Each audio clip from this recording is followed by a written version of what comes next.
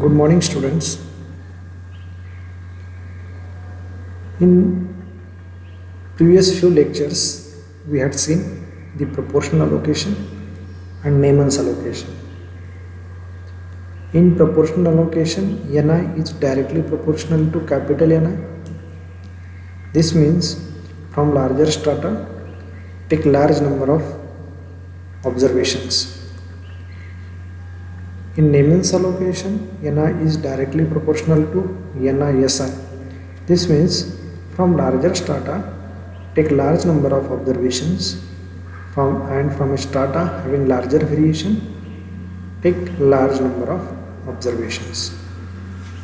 Now, we are going to see the optimum allocation, and in that there are two types of optimum allocation. In this lecture, we are going to see optimum allocation first. Before seeing optimum allocation, we are going to see the definition of cost function. Consider the following cost function. Now, cost function is defined by C0 plus summation I running from 1 to k NICI, where this C0 means overhead cost. K means number of strata, we know. Ni means ith strata sample size, and Ci means cost per unit in the ith strata.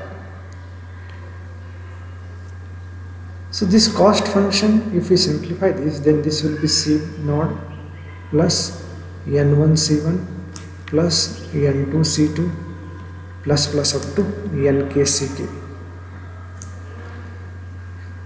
Here C1 means cost per unit in the first strata, means how much cost required to take 1 unit from first strata, and this cost is suppose C1, and from first strata we will going to take N1 units.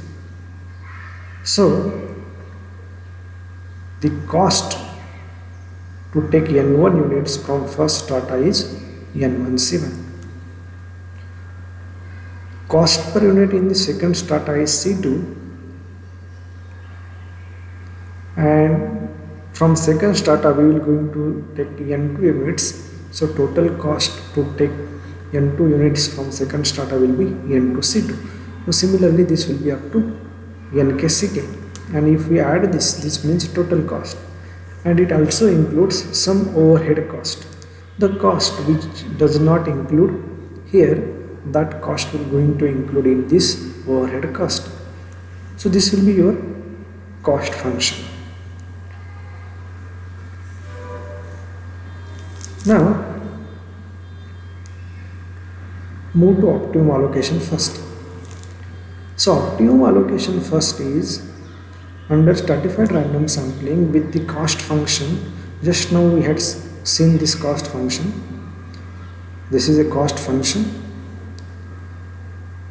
So to take sample of size n from different strata, the cost will be this one. Prove that Ni is directly proportional to Wi/Si upon root of Ci for minimizing variance subject to a fixed total cost. Now in optimum allocation first we will going to minimize variance and we will fix the total cost. In optimum allocation second, which we will going to see in next lecture, in that we will going to minimize a total cost and for a fixed variance. So this is optimum allocation first. Here variance, we want to minimize variance and keep total cost as a fixed. Also here we have to find expression for Ni. So proof of this theorem.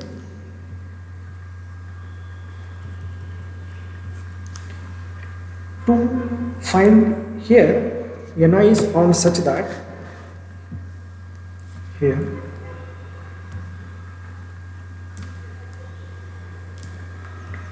Ni is found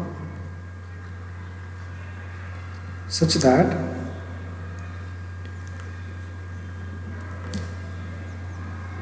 First condition is variance of y bar st is minimum.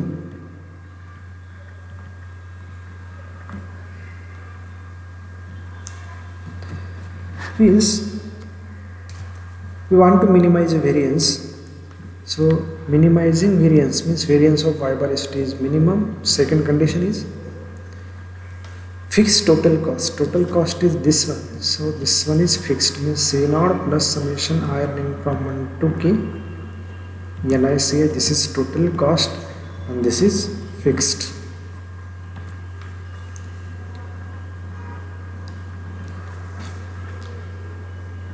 So we want to find Ni and some conditions are given, and for that Ni variance of y bar st should be minimum. So we solve this problem by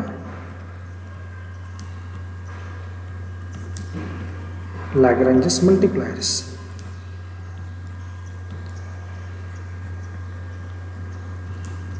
Lagrange's multipliers.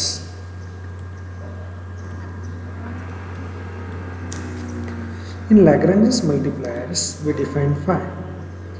Phi is defined such that whatever function we want to minimize, write down here. So variance of y bar st we have to minimize, plus lambda.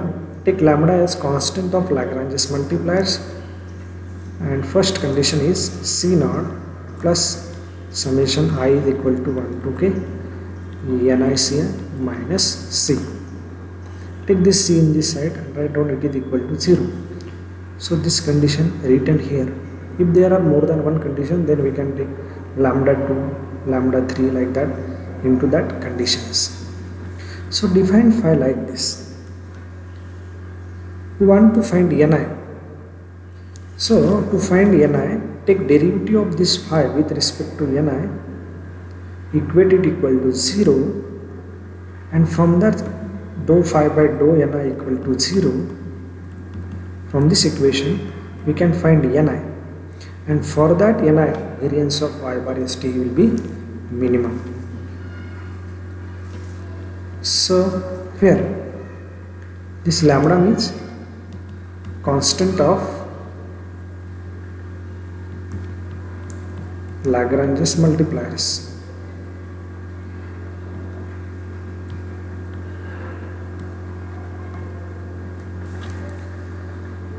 We know variance of y bar st, its formula for variance of y bar st is 1 upon n square summation I running from 1 to k Ni into Ni minus Ni Si square upon Ni plus lambda into C0 plus summation I running from 1 to k NICA minus C. So this is our phi. Consider dou phi by dou Ni, because we want to equate it equal to 0, and from that we have to find Ni.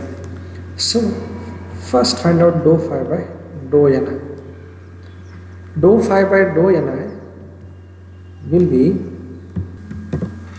apply derivative with respect to Ni here, and this will be 1 upon n square dou by dou Ni of summation I running from 1 to k Ni into Ni minus small ni Si square upon Ni plus apply this derivative here, and also it will going to apply here also. So here it will be lambda into dou by dou Ni C0 plus summation I running from 1 to k NICA minus C. Now we cannot take directly this derivative inside this summation, because this derivative is partial derivative with respect to Ni, and here we have n1, n2 up to nk. So this derivative is with respect to Ni only. All other terms will be constant. So first solve this summation, then apply the derivative. So 1 upon n square dou by dou ni of this will be n1 into n1 minus n1 s1 square upon n plus n2 into n2 minus n2 s2 square upon n2 plus up to ni into ni minus ni si square upon ni plus up to last it will be nk minus small nk sk square upon nk. So this is first term, this is second term, this is in general ith term, and this will be last term plus lambda into dou by dou ni of C naught plus. Similarly, solve this summation. So this will be n1 c1 plus n2 c2 plus up to sum here it is ni ci, and last term will be nk ck minus this c. Now apply this derivative inside these brackets, then this will be 1 upon n square dou by dou ni of n1 into n1 minus n1 s1 square upon n plus dou by dou ni of n2 into n2 minus n2 s2 square upon n2 plus up to apply this derivative in to each term, and this will be dou by dou ni of ni into ni minus ni si square upon ni plus up to dou by dou ni of nk into nk minus nk sk square upon nk plus this is lambda into apply this derivative everywhere. So this will be lambda into dou by dou ni of c naught plus dou by dou ni of n1 c1 plus dou by dou ni of n2 c2 plus up to dou by dou ni of ni ci plus up to dou by dou ni of nk ck, and here it is c also, so this will be minus dou by dou ni of c. After applying this derivative here, this is constant with respect to this derivative with respect to ni. So derivative of this one is 0. So this will be 1 upon n square into 0 plus. Here also this quantity is constant with respect to this derivative. So this is 0. So all other terms are 0. Only here it will be dou by dou ni of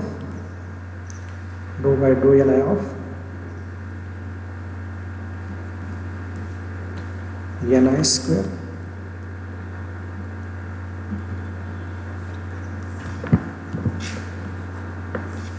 dou by dou ni of ni square si square. If we solve this bracket, then this will be ni square si square upon ni minus ni si square. So if you multiply this inside the bracket and this also inside the bracket, then this ni will get cancelled. This will be ni si square plus other terms are 0, and here it will be plus lambda. this C0 is constant with respect to this derivative, so this will be 0, 0. All other terms are 0. Only derivative will going to apply here, and here Ci is constant and derivative of this with respect to Ni will be 1. So this will be Ci plus up to 0 and minus 0. And if we apply this derivative here, then Ni square Si square will be constant, and derivative will going to apply for this 1 upon Ni. This quantity is constant, here derivative will be 0. And here derivative of 1 upon Ni is minus 1 upon Ni square. So next step will be 1 upon N square minus Ni square Si square upon Ni square plus here it is lambda into Ci. We have to equate dou phi by dou Ni equal to 0. This is dou phi by dou Ni. Equate it equal to 0. So after equating dou phi by dou Ni equal to 0, we will get 1 upon N square Ni square Si square upon Ni square will be lambda into Ci. We want to find Ni, so this implies take Ni square in one side and send all of the terms in another side, then this will be 1 upon N square lambda into Ni square Si square upon Ci. Take square root on both sides, then this will be Ni equal to 1 upon N into root lambda Ni Si, and here it will be root of Ci. So we can write this as this in proportion, this is constant, and we can write this as Ni is directly proportional to Ni Si upon root of Ci. Right? So, or we can take we can write Ni upon N as Wi, then this will be, so this will be Ni is equal to, we can write this as 1 upon root lambda Wi Si upon root of Ci. So this is constant 1 upon root lambda, and so we can write this as Ni is directly proportional to Wi Si upon root of Ci. So this is in terms of Ni, this in terms of Wi weights. So denote this as equation number 1, and in equation number 1 take summation on both sides. So summation I running from 1 to k Ni is equal to, this is constant 1 upon N root lambda. This summation will going to apply here, summation I running from 1 to k Ni Si upon root of Ci. So summation Ni will be N, we know this is small n, 1 upon N root lambda, summation I running from 1 to k Ni Si upon root of Ci. We can find value of 1 upon N into root lambda by using this quantity. So send this in this side. So 1 upon N root lambda will be N upon summation I running from 1 to k Ni Si upon root of Ci. So put this 1 upon N root lambda in equation number 1. Value of this 1 upon N into root lambda will be this one. Put here. Then we will get from equation number 1. Equation number 1 implies Ni is equal to, this is Ni Si upon root of Ci, this one. Value of this one will be summation I running from 1 to k NISI upon root of Cm. Here it is n, so we can write this as n. So this is your formula for Ni in terms of formula for small ni in terms of capital Ni. And if we divide this numerator and denominator by n, then the same formula will be like this. Ni is equal to Wi/Si upon root of Ci divided by summation I running from 1 to k Wi/Si upon root of Ci into n. So this is the formula for small ni in terms of Wi.